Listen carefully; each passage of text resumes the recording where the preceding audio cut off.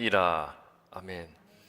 오늘 우리에게 주신 거룩하신 하나님의 말씀이었습니다. 자, 여러분, 오늘이 무슨 날입니까? 추수감사 주일이죠. 이 한 해 베풀어 주신 은혜에 감사하는 절기예요. 자, 일반적으로 1년의 결실을 감사하는 절기라고 하는데 잘못된 표현인 것 같아요. 자, 모든 사람들이 한 사람도 예외 없이 내 눈에 어떠한 1년의 결실을 얻어야 하는 그런 위치에 있거나 그런 직업을 다 가지고 있는 거는 아니잖아요. 우리가 다 농사를 짓는 농부도 아니고 또 한 해의 수입과 지출을 결산해야 하는 사업가도 다 아닌데 어떻게 모든 사람이 1년의 결실을 수치로 계산할 수가 있겠습니까? 그렇기 때문에 이 한 해의 결실을 감사한다는 것보다는 이 한 해도 하나님과 함께 하면서 하나님의 은혜 가운데 살아온 것을 다만 감사하는 그런 시간이 되어야 할 것 같습니다. 자, 언제나 어디서나 모든 상황과 조건 가운데서 감사하는 것이 그리스도인이 가져야 할 진정한 감사의 자세입니다. 그런데 사실 내 소유와 내 환경에 만족하는 사람은 많지 않잖아요. 여러분은 여러분의 소유와 여러분의 환경에 만족하세요? 아닐 거예요. 그런데 만약 내가 지금의 내 모습이 아니라면 과연 무엇을 하고 있을까요? 내가 지금의 내 모습이 아니라면 과연 무엇을 하고 있을지 한번 생각을 해 보세요. 저는 이 교회를 책임지고 있는 담임 목사지만 목회 상황이 쉽지 않은 지금보다 오히려 모든 면에서 생활이 안정되어 있던 부목사 시절이 더 좋았다고 생각한 적도 있었어요. 제가 저기 계신 윤선식 목사님 밑에서 오랫동안 부목사 생활을 했는데 참 그때 편하게 목회했었거든요. 그때가 편했다 그런 생각이 들 때도 있고요. 그리고 지금 우리 교회가 아니라 저 큰 교회 담임으로 갈 수도 있었던 몇 번의 상황을 떠올리면서 아쉬워한 적도 솔직히 있었고요. 그렇지만 우리 교회를 찾아온 한 영혼이 교회에 정착을 하고 그리고 예수님을 사모하는 자로 변화되는 것을 보면서 이것이 목회의 보람이구나 깨닫게 되었어요. 그리고 솔직히 말씀드려서 목회 자체를 후회한 적도 있기는 했어요. 내가 왜 결실도 얻기 힘들고 보상도 받기 어려운 이러한 일을 하고 있는가 그런 회의감이 든 적도 있었습니다. 자, 그런데 제 성격은 누가 제일 잘합니까? 제 성격은 제가 제일 잘 알잖아요. 만일 내가 목회를 하지 않았다면 생각을 해봤어요. 목회를 하지 않았다면 제가 상당히 이 바람기가 많은 성격이거든요. 자, 그런 성격 때문에 분명히 화려하고 즐거운 생활은 했을 거예요. 그러나 그 결과가 어떠했을지는 분명한 것이었습니다. 분명히 타락할 대로 타락한 그런 삶을 살았을 거예요. 그러한 결론에 이르니까 제가 무서운 아내를 만나서 딴 생각하지 못하고 목회를 하고 있는 것이 다 하나님의 은혜라는 것을 고백하지 않을 수가 없었습니다. 여기서 아멘이 나오네요. 자, 어떠한 상황에서도 모든 것이 하나님의 은혜라는 것을 고백하는 것이 감사이고요. 또 모든 것이 하나님의 섭리 가운데 하나님의 뜻대로 이루어질 것이라는 것을 확신하는 것이 믿음이에요. 그래서 감사는 믿음의 시작이자 믿음의 기초이고요. 감사가 믿음의 근본이고 본질입니다. 그러므로 그리스도인의 믿음은 어떠한 상황에서도 감사하는 것, 즉 그럼에도 불구하고 감사하는 것에서 시작이 되는 거예요. 믿음은 감사에서 시작한다는 거죠. 그럼에도 불구하고 감사하는 것에서 우리의 믿음은 시작이 된다는 겁니다. 그리스도인의 감사는 감사할 조건이 주어져서 감사하는 것이 아니고요. 내가 살아있다는 이유 하나만으로, 내가 숨을 쉬고 있다는 이유 하나만으로, 그리고 내가 하나님을 알고 믿게 해준 것 하나만으로도 감사하는 것이어야 합니다. 그러므로 내게 주어진 하루하루의 시간이 감사의 조건이 되어야 돼요. 여러분, 내가 아침에 눈을 뜨고 호흡을 하는 것, 이게 당연한 겁니까? 당연하지 않은 겁니까? 내가 아침에 눈을 떠요. 숨을 쉽니다. 이게 당연한 거예요? 아니에요? 당연한 것 아니에요. 왜냐하면 오늘 아침에 눈을 뜨지 못하고 호흡이 멈춰서 세상을 떠난 사람이 얼마나 많겠습니까? 그렇다면 내가 오늘 아침에도 눈을 떴고 지금 호흡하고 있고 그리고 이 자리에 두 눈 시퍼렇게 뜨고 살아서 앉아 있다는 것, 이 자체가 감사할 일이지 않겠습니까? 자, 여러분, 이 세상에는 세 가지 3대 거짓말이 있다고 하죠. 자, 3대 거짓말 뭐죠? 첫째가 장사꾼이 미치고 판다는 것. 두 번째는 뭐예요? 노처녀가 시집가지 않겠다는 것. 그리고 세 번째는 노인이 빨리 죽고 싶다는 말이죠. 사람이 죽겠다, 죽고 싶다, 죽는 게 낫겠다 이런 말을 많이 하지만 정말로 죽고 싶은 사람이 있을까요? 없을까요? 말은 그렇게 하지만 정말로 죽고 싶은 사람은 없어요. 그러니까 이 죽고 싶다는 말은 역설적으로 어떻게든 살고 싶다는 표현일 거예요.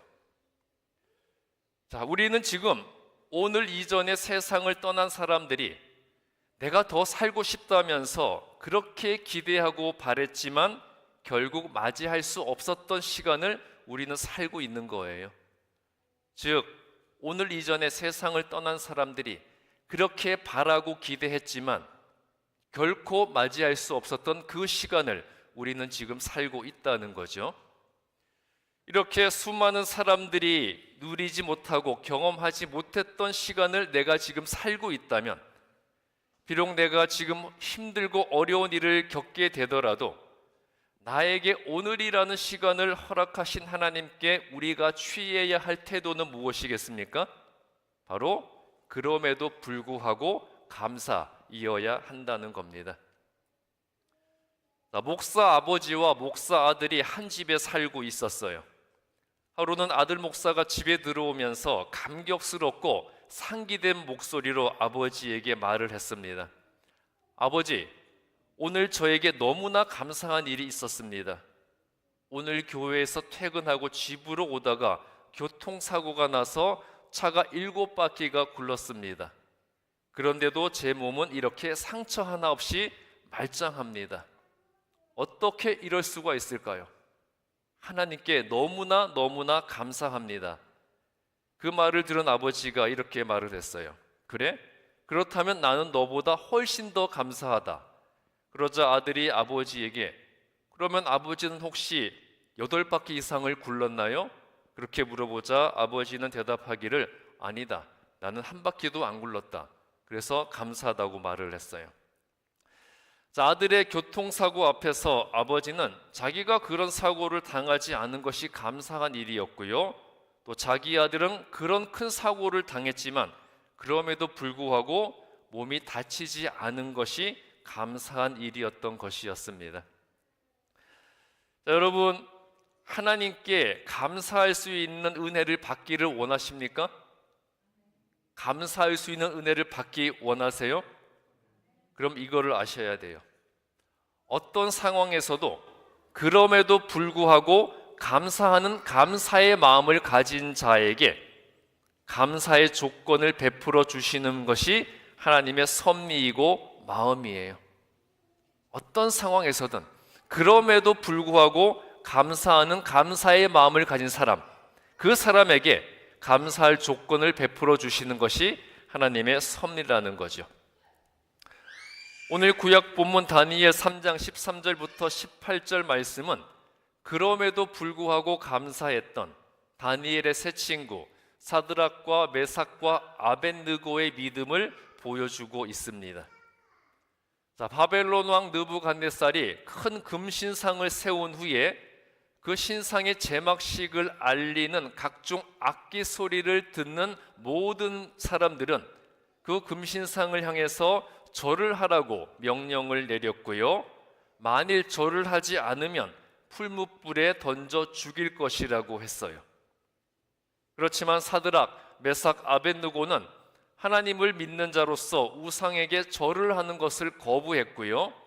결국 다니엘 3장 13절에서 왕 앞에 끌려오게 되었습니다. 자, 원래 왕명을 어기면 어떻게 되는 겁니까?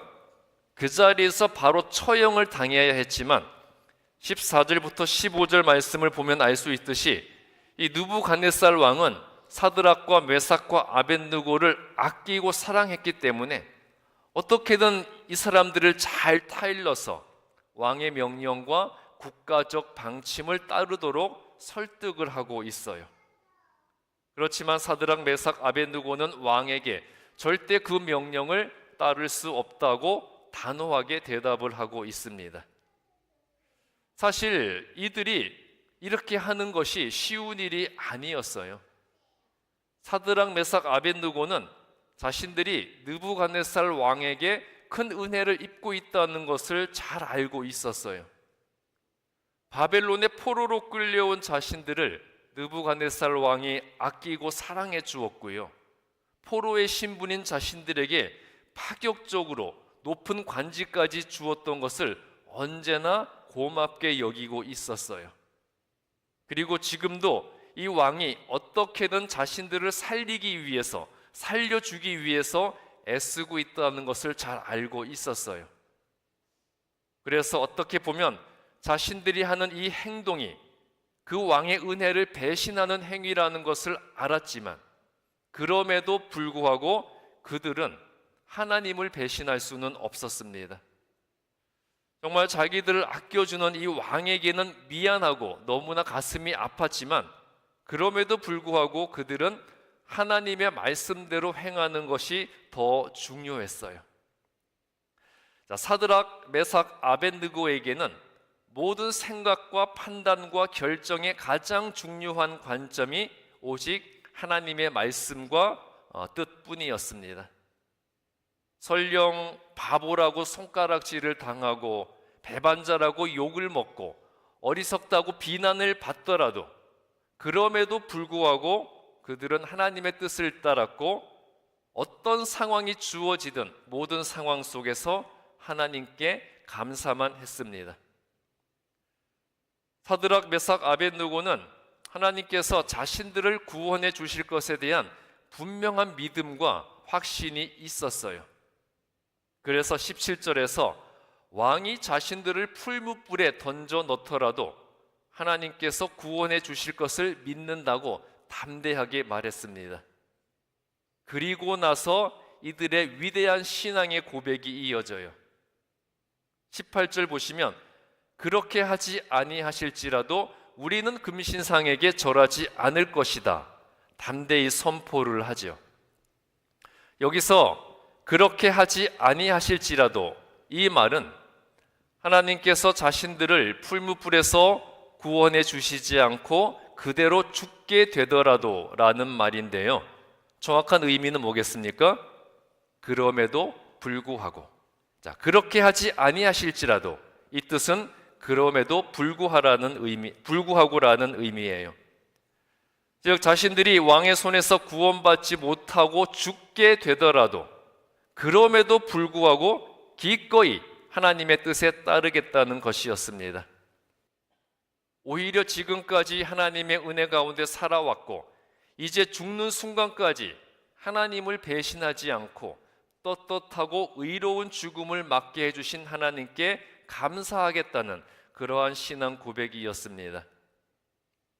하나님께서 사드락, 메삭, 아벳느고를 사랑하시고 귀하게 사용해 주신 이유가 바로 여기에 있습니다. 사드락과 메삭과 아벳느고의 신앙은 이처럼 모든 상황 속에서 감사하는 믿음에 근거하고 있었어요. 오늘 신약 본문 데살로니가전서 5장 16절부터 18절은 범사에 감사해야 하는 그리스도인의 자세에 대해서 말씀하고 있습니다. 항상 기뻐하라, 쉬지 말고 기도하라, 범사에 감사하라. 자, 이 말씀은 같은 맥락에서 서로 연결되어지는 말씀이에요.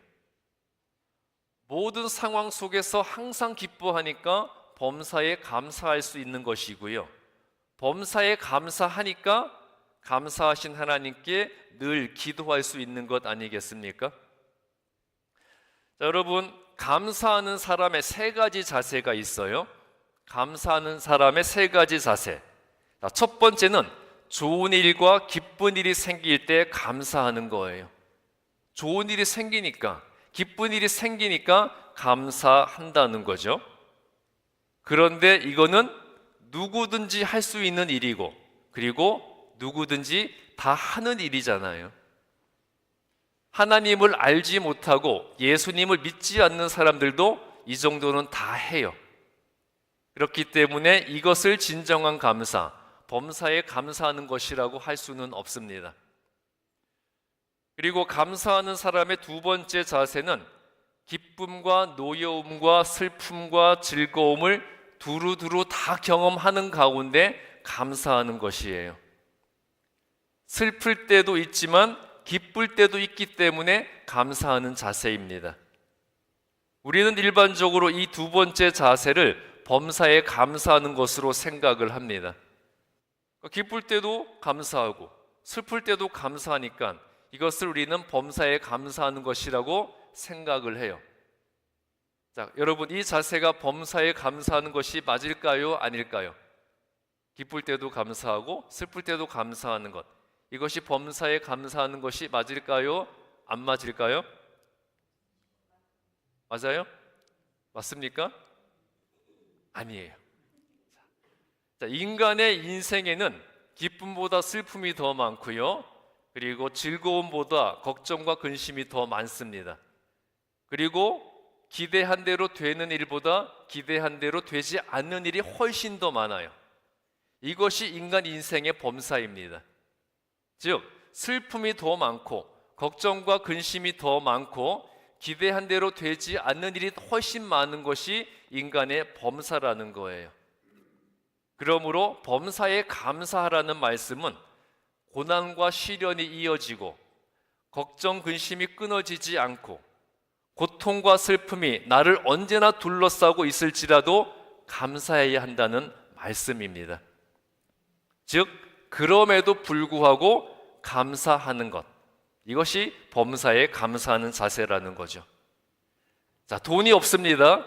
돈이 없어도 그럼에도 불구하고 감사하고, 사업이 잘 안 돼도 그럼에도 불구하고 감사하고, 건강이 회복되지 않더라도 그럼에도 불구하고 감사하고, 자녀의 일이 잘 풀리지 않더라도 그럼에도 불구하고 감사하고, 회사 일이 잘 안 되더라도 그럼에도 불구하고 감사하고, 그리고 내 기도가 응답되지 않더라도 그럼에도 불구하고 내가 예수님을 믿고 기도할 수 있다는 것만으로도 감사하는 것, 이것이 바로 범사에 감사하는 그리스도인의 믿음이에요. 그리고 범사에 감사하는 자에게 하나님께서는 진정으로 더 감사할 수 있는 감사의 조건들을 허락해 주실 것입니다. 자, 한 기자가 암 환자 병동에 하루는 강의를 나가게 되었습니다. 강의에 앞서서 어느 연주자의 하프 공연이 있었는데 그 연주자의 자기소개에 이 기자는 충격을 받았어요. 그 연주자 자신도 중증 암 환자였고요. 자기를 이렇게 소개하는 것이었습니다. 저는 기네스북에 올라갈 수 있는 사람입니다. 암 수술을 지금까지 28번이나 했거든요. 제가 국내에서 암 수술을 가장 많이 했을걸요? 호호호. 그리고 저는 백수입니다. 직장을 잘라내었기 때문에 직장이 없거든요. 직장이 없으니까 백수죠. 호호호. 그리고 저는 계급이 쫄병이에요. 대장도 잘라냈기 때문에 대장을 할 수가 없거든요. 호호호. 저는 이렇게 백수라서 시간이 많고 가장 낮은 계급인 쫄병이어서 사람들을 섬기고 살아갈 수 있어서 얼마나 감사한지 모르겠어요. 그럼 지금부터 하프 연주를 여러분들께 들려드리겠습니다. 이렇게 자기소개를 했다는 겁니다. 암 수술을 28번이나 했지만 그래서 자기 이름이 기네스북에 올라서 감사하다는 거고요. 뱃속에서 직장을 잘라냈지만 직장이 없어서 백수가 되었기에 시간이 많아서 감사하고, 대장도 잘라냈지만 대장을 잘라내어서 자기는 이제 대장이 없기 때문에 쫄병만 해야 하기에 항상 다른 사람을 섬기고 봉사할 수 있어서 감사하다고 한 것이었습니다. 자, 우리가 이런 상황에서 감사할 수 있을까요? 암 수술을 28번이나 했는데, 직장을 잘라냈는데, 대장을 잘라냈는데, 28번 암 수술에서 기네스북에 자기 이름이 올라서 감사하고, 직장을 잘라내서 자기는 백수니까 시간이 많아서 감사하고, 대장을 잘라내서 자기는 대장을 할 수 없어서 쫄병만 해야 하기 때문에 다른 사람을 섬길 수 있어서 감사하고, 이런 것이 진정한 감사의 고백이겠죠. 이렇게 위기와 역경을 감사로 극복할 수 있는 능력이 성공하는 사람의 첫 번째 조건이라고 합니다. 불평할 수 있고, 슬퍼할 수 있고, 짜증낼 수 있고, 화를 낼 수 있는 상황 속에서도 그럼에도 불구하고 감사할 수 있는 조건과 이유를 먼저 찾아낸 후에 그 상황을 감사로 웃어 넘길 수 있다면 그것이 바로 축복의 삶이지 않겠습니까? 자, 여러분, 우리가 범사에 감사한다는 것 쉬운 일일까요? 어려운 일일까요? 범사에 감사하는 것 쉬워요? 어려워요? 어렵죠. 범사에 감사하는 일 절대 쉬운 일 아닙니다. 어려운 일이에요. 그러나 감사도 연습입니다. 감사도 연습하면 는다는 거예요. 무엇이든 처음에는 잘 안 되지만 계속해서 연습하다 보면 자연적으로 느는 것이 순리인 것처럼 모든 상황 가운데 감사를 끊임없이 연습하면 내 삶에서 감사가 늘어나게 될 것이고요, 감사가 늘어난 내 삶에 어느덧 주어진 더 큰 감사의 조건을 보게 될 것입니다. 자, 여러분, 하나님 앞에 세 종류의 사람이 있대요. 세 종류의 사람, 바로 1류 인간, 2류 인간, 3류 인간입니다.